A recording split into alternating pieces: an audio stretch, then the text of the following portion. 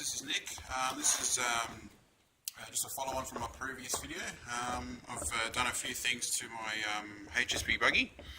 I've just got the speed controller back, so I've added the speed controller from my WO Toys buggy. I just chucked it in there to see if everything works okay, and it all does. I've got a LiPo battery in there, this one's a 3-cell, 800 milliamp, and it goes really well with that. And yeah, and I'm just using the original remote and receiver that comes in the kit, and I've just taken it for a bit of a run. I took it when it was brushless, but I found lots of dirt and mud and stuff like that coming up. So what I did was I just screwed in a piece of clear plastic. I don't know if you can see that. I just screwed in a couple of little 1mm screws just to hold it in with some double-sided tape, and that holds it in. So when you put your body on, I just put it on there just like that, and it forms like a double layer. So when the dirt flicks up, it doesn't go inside, because I had a couple of problems with little rocks falling inside, and it was getting wedged in my survey arms and things like that, and it was preventing it from. Now that I've put these here on both sides, it doesn't do that anymore. So I've just got a piece of plastic on this side, just cut a little bit lower than the battery tray, so that's easy still to come out.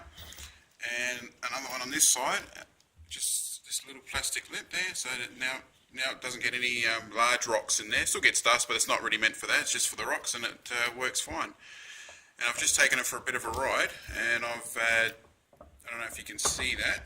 I've cracked the A-arm, so I was on eBay straight away ordering another one. So I was jumping it, but that wasn't from that. On normal jumps, it's fine. I just slammed it into fairly fast, and slammed it into a pole.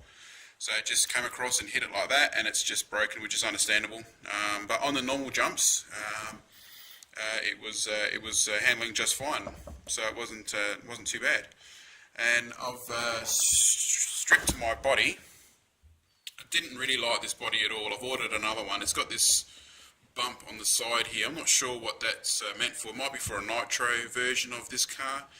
Maybe it helps with the way that the engine sits in there, but it doesn't look symmetrical, and I really didn't like it, so I just stripped it. And I've ordered another one that has this profile on both sides.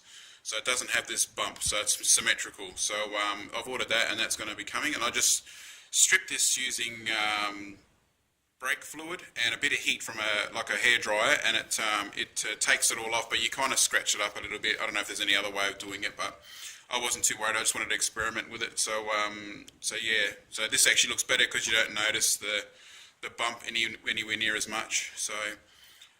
Yeah, and it's the buggy's held up fairly well. I have rolled it on pavers and things like that, and it's just scratched the top of here. And I've put the aluminium tops lower than I don't know if you can see, it's a lot lower. So when it does hit, it hits that, and not these ball ends or whatever they are, shock ends. So it's protected from that. So it's just scratched up the aluminium a little bit, but yeah. But yeah, there you go. So I've still got a fan coming that I will mount here, because this does run on 3-cell fairly hot, like around 60, and I want to try and keep it down from that. And on 2-cell it runs about 40 or 50 degrees, but I still like to put fans on my motors just to keep them cooler. The speed controller, it runs, yeah, this is rated for 120 degrees Celsius, so it's nowhere near shutting off. I think even on 3-cell it got to about maybe 40 or 50 degrees, so it's nowhere near that. It doesn't need any extra cooling or anything like that. And so yeah, I just want to put one on my motor, and that should be good. And just one thing, guys, this motor mount is not easy to adjust. So you can't get to the bottom screw. That's my only fall on this kit, is that you can't really get to the bottom screw to adjust it in and out.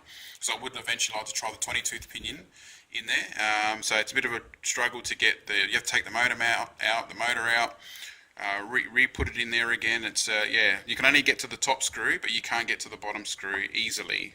Even from behind, you can't even get to that screw unless you take the dog bone out and half the back end. So yeah, so yeah, I just thought I'd let you know that. All right, guys, I'll see you once I get the fan and I'll get my new body, and I'll show you what it looks like when it's all finished. Thanks, guys.